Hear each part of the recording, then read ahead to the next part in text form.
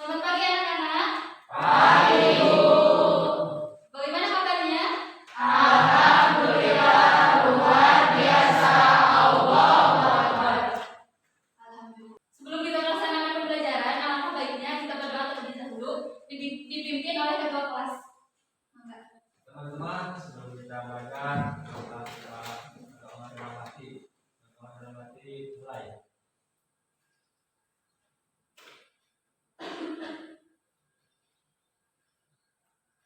Berdoa selesai. Alhamdulillah. Nah, sebelumnya Ibu akan mengecek kehadiran terlebih dahulu. Hadir. Ahmad Muhanif, Hadir. Desi Lestari, Dita Anggraini, Hadi Wijaya, Hadir. Helmi, Hadir. Nepi Aprilia, Rani Rospita, Ratna Sari, Silpi Dwi Lestari, Sinta Aprilia, Yuliani. Hadir. Alhamdulillah pada kesempatan kali ini kita diberikan kesehatan sehingga kita dapat melaksanakan pembelajaran seperti biasanya. Sebelum ke materi yang akan kita bahas tentang bentuk molekul, ada yang ingat materi minggu lalu tentang apa? Tentang ikatan kimia. Bagus. Ikatan kimia itu terbagi menjadi berapa bagian? 3 bagian. Ikatan apa saja coba? Ikatan ion, Bagus. ikatan kovalen, ikatan logam. Nah, betul. Bahwa ikatan kimia itu terbagi menjadi 3. Ada ikatan ion, yang kedua ada ikatan kovalen, dan yang ketiga ada ikatan logam. Nah, bentuk molekul ini berhubungan dengan materi yang sebelumnya, yaitu tentang ikatan kimia, lebih khususnya berhubungan dengan ikatan kovalen. Adapun tujuan pembelajaran pada kesempatan kali ini ada tiga poin. Yang pertama yaitu mampu memahami geometri, di mana geometri itu ada yang bentuknya linier, kemudian ada trigonal, kemudian ada pi atau bengkok, dan masih banyak lagi. Kemudian yang kedua ada memperkirakan bentuk molekul. Ya, nanti menggunakan teori domain. Yang ketiga menerapkan teori pasangan elektron valensi atau PSEVR. Apakah kalian pernah berpikir bagaimana wujud dari O2, kemudian H2, dan juga NaCl? Misalnya H2O, air, bentuknya cair, kemudian NaCl, bentuknya padat, kemudian oksigen itu bentuknya gas. Ada yang tahu kenapa senyawa itu berbeda-beda, padahal senyawa itu termasuk ke dalam senyawa kimia?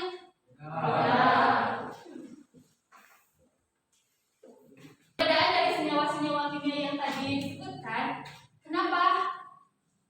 Karena adanya perbedaan bentuk-bentuk molekul. Misalnya O2 itu bentuknya apa? Gas. Kemudian NaCl bentuknya padat. Kemudian H2O atau air bentuknya cair. Nah, perbedaan itu disebabkan karena berbeda-bedanya bentuk molekul.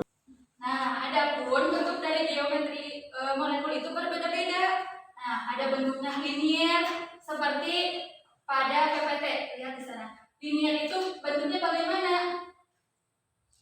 Membentuk 180. Nah, agar pembelajaran kali ini efektif, maka Ibu telah membuat LKS. Di sini Ibu akan mengelompokkan ke dalam 4 kelompok sesuai barisan.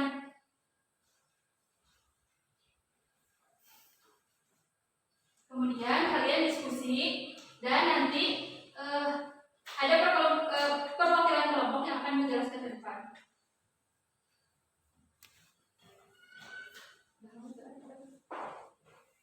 Nah, karena Ibu telah membagi kelompok menjadi 4 kelompok, maka Ibu berikan waktu 20 menit untuk berdiskusi mengenai bentuk molekul. Setelah itu, kalian harus mempresentasikan atau hasil diskusi.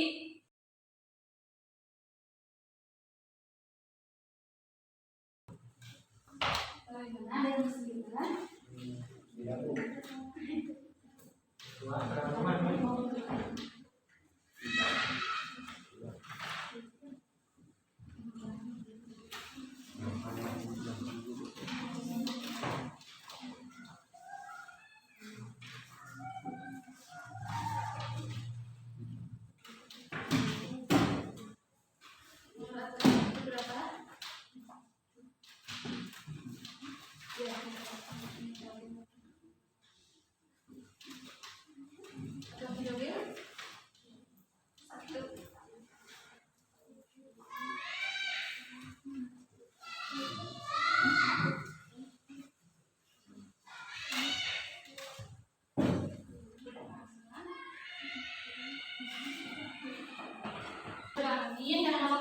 diskusinya telah habis, maka Ibu harap ada perwakilan kelompok yang akan mempresentasikan materi yang telah kalian diskusikan. Karena Ibu sudah mengundi urutan tampil, maka urutan tampil yang pertama yaitu pada kelompok 2. Maka kelompok 2 untuk mempresentasikan hasil diskusi yang telah kalian diskusikan. Assalamualaikum warahmatullahi wabarakatuh. Waalaikumsalam warahmatullahi wabarakatuh. Kami dari kelompok 2 akan mempresentasikan hasil kerja kelompok kami, yaitu mengenai bentuk molekul. Bentuk molekul adalah bentukan atom dalam suatu molekul. Ada 3 cara untuk mencari bentuk molekul. Yang pertama, geometri atau bentuk molekul. Yang kedua, teori domain elektron. Dan yang ketiga, menentukan tipe molekul. Assalamualaikum warahmatullahi wabarakatuh. Waalaikumsalam warahmatullahi wabarakatuh. Saya perwakilan dari kelompok 3 akan mempresentasikan hasil kerja kelompok kami. Jelaskan cara menentukan jumlah domain. Setiap elektron ikatan, baik ikatan tunggal, ikatan rangkap atau rangkap 3, berarti satu domain. Setiap pasangan elektron bebas berarti satu domain. Sekian yang dapat saya sampaikan. Wassalamualaikum warahmatullahi wabarakatuh. Terima kasih kepada perwakilan kelompok yang telah mempresentasikan hasil diskusi kelompoknya. Bentuk molekul itu bisa kita prediksi melalui 3 cara. Yang pertama ada geometri molekul, kemudian teori domain, dan terakhir ada tipe molekul. Nah, yang pertama kita bahas terlebih dahulu ada geometri molekul. Di mana geometri molekul adalah gambaran tentang susunan atom-atom dalam molekul berdasarkan susunan ruang. Contoh di sini ada linier. Misalnya senyawa yang bisa membentuk bentuk molekul pada geometri ini CO2. Di sini bentuknya linear. Kenapa? Karena C merupakan atom pusat, kemudian terikat kepada 2 oksigen. Kemudian yang kedua, bentuknya bengkok. Bengkok itu kadang juga bisa disebut dengan pi. Bentuk pi atau bengkok ini merupakan bentuk pi yang terbalik. Ya, bentuknya seperti itu. Kemudian yang ketiga ada segitiga planar. Di mana segitiga planar itu segitiga yang datar. Ketika dibentuk maka akan membentuk segitiga. Kalau misalnya kita hubungkan geometrika menjadi segitiga planar. Kemudian yang selanjutnya ada geometri molekul planar bentuk T menyerupai huruf T. Dan terakhir ada piramida trigonal menyerupai piramid.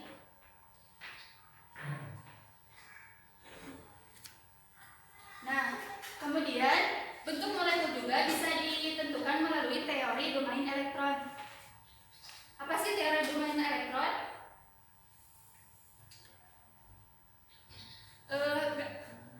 Teori domain elektron itu bisa dilakukan melalui menghitung jumlah domain pada setiap unsurnya. Kemudian meramalkan bentuk molekul itu melalui teori domain itu dengan melaksanakan atau berdasarkan gaya tolak menolak dari kulit luar atau kulit valensi terhadap atom pusat. Adapun prinsip dasar dari teori domain. Yang pertama, setiap elektron ikatan, baik itu mau ikatannya tunggal, kemudian ikatannya rangkap yang rangkap 2, kemudian ada ikatannya rangkap 3, diartikan sebagai satu domain. Nanti dijelaskan contohnya. Kemudian setiap pasangan elektron bebas itu berarti satu domain. Jadi meskipun pasangan elektronnya 2, itu bisa diartikan sebagai satu. Misalnya nanti pasangan elektron dari O2, ada 2 pasangan elektron ini disebut sebagai satu domain. Nah, di sini ada jumlah domain elektron atom pusat dalam beberapa senyawa.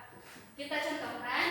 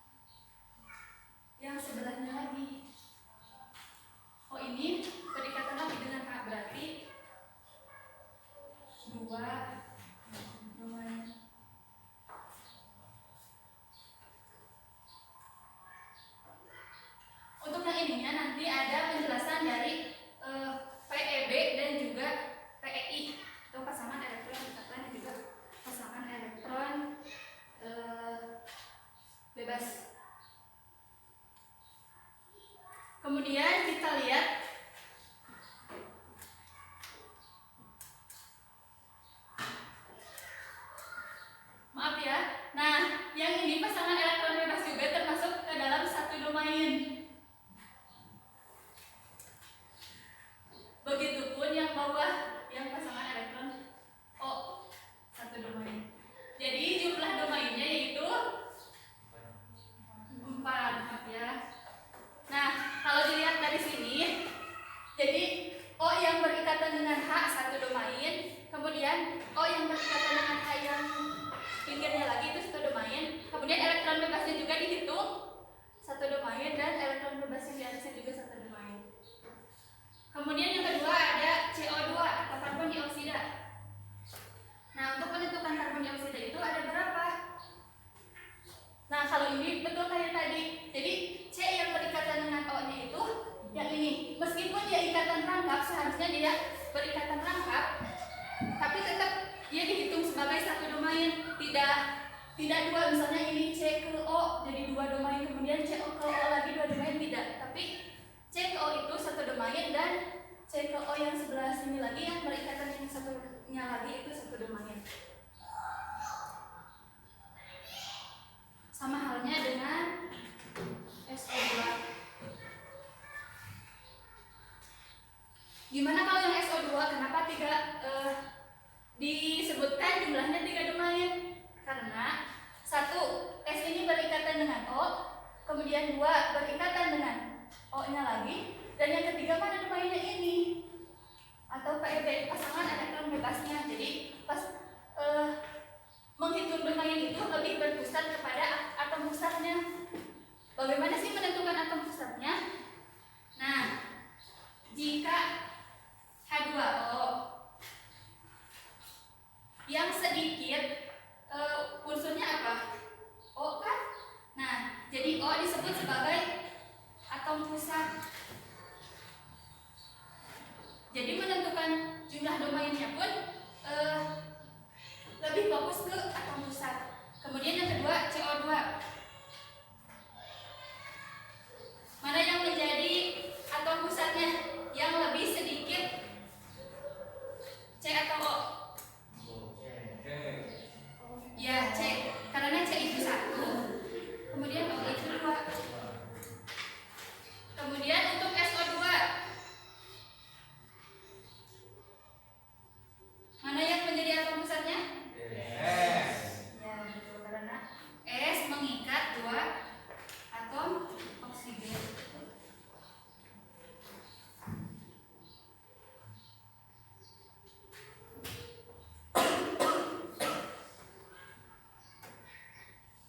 Nah, di sini ada notasi tipe molekul. Rumusnya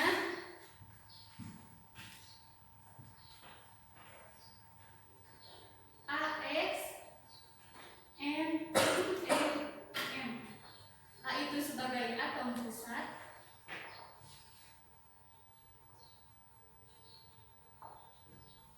X itu sebagai pasangan elektron ikatan atau sering disebut dengan PEI. N sebagai jumlah PEI. Kemudian E merupakan PEB atau pasangan elektron bebas.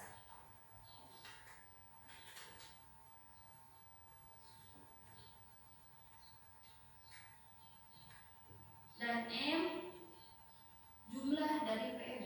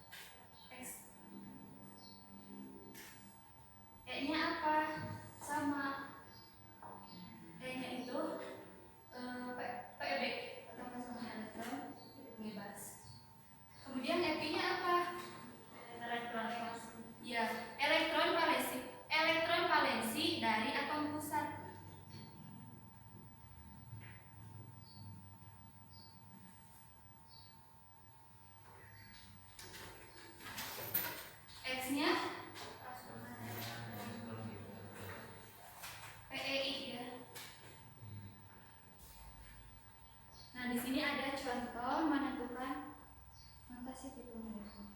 Nah, menentukan tipe molekul itu bagaimana? Kita masukkan rumus notasi molekul ini. Yang pertama H2O. H2O. Yang menjadi atom pusatnya adalah O. Tapi sebelum kita memasukkan rumus, kita harus mengetahui terlebih dahulu elektron valensinya. Bagaimana cara menentukannya? Menggunakan konfigurasi elektron. Karena yang menjadi atom pusat adalah O. O nomor atomnya berapa? Nomor atom O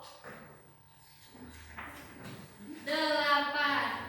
Oksigen itu mempunyai nomor atom 8. Nah, bagaimana konfigurasi elektronnya? Kita bisa menggunakan konfigurasi elektron dari Niels Bohr supaya lebih cepat ya. Jadi 2 dan berapa? 6. Nah, jadi berapa elektron valensinya? 6. Nah, sekarang kita masukkan elektron valensinya 6. Kita masukkan ke dalam rumus tipe molekul. E sama dengan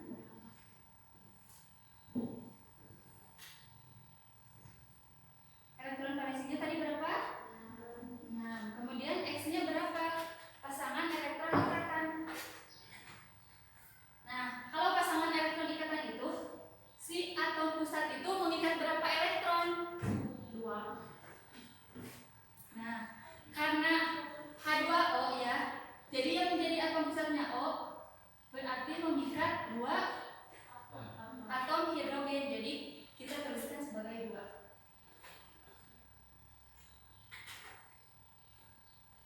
6 dikurangi 2? Apa boleh? 2. Nah, jadi hasil dari PEI-nya itu, PEB-nya itu yaitu 2. Tadi ya, kalau menentukan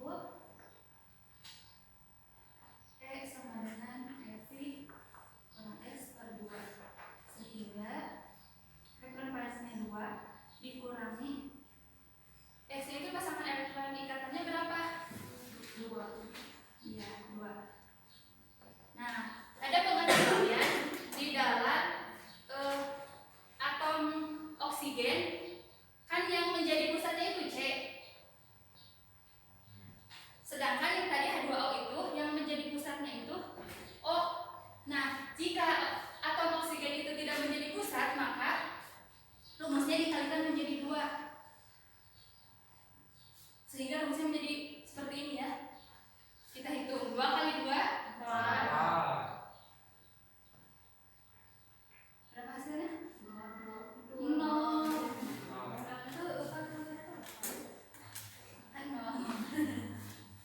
Jadi senyawa CO2 itu tidak mempunyai PEB. Ini kan PEB.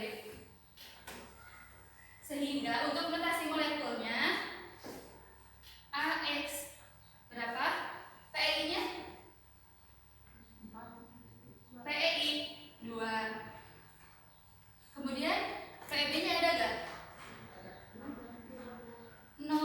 Nah, kalau misalnya PEB-nya tidak ada atau 0, sehingga notasi molekulnya itu AX 2. Paham sampai sini?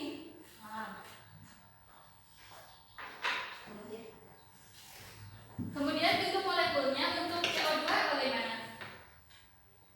Ini linier, di mana atom pusatnya C membentuk berikatan dengan atau O. Kalau misalnya digambarkan menggunakan struktur legisnya itu, karena C itu 6, kemudian valensinya 4, sehingga kita bisa tuliskan O itu berapa elektron valensinya? 6. Nomor atomnya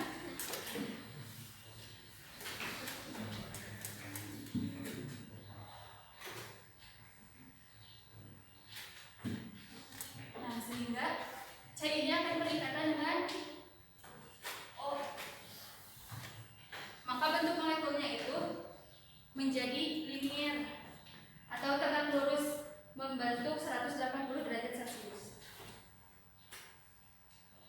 Nah, kita lihat di sini ada tabel bentuk molekul dan rumus senyawa yang dapat diramalkan menggunakan teori domain. Kita lihat di situ ada H2O. Kemudian jumlah pasangan elektron ikatannya itu lihat dulu yang belakang berapa? 2. Kemudian pasangan elektron bebasnya 2. Tadi udah dihitungnya bahwa rumusnya yaitu AX2 E2, sehingga bentuknya kita simpulkan bahwa bentuk molekul itu bisa digambarkan atau bisa kita ketahui melalui 3 cara, yaitu geometri molekul, kemudian domain molekul, dan terakhir tipe molekul. Kemudian untuk domain molekul, setiap pasangan baik itu tunggal maupun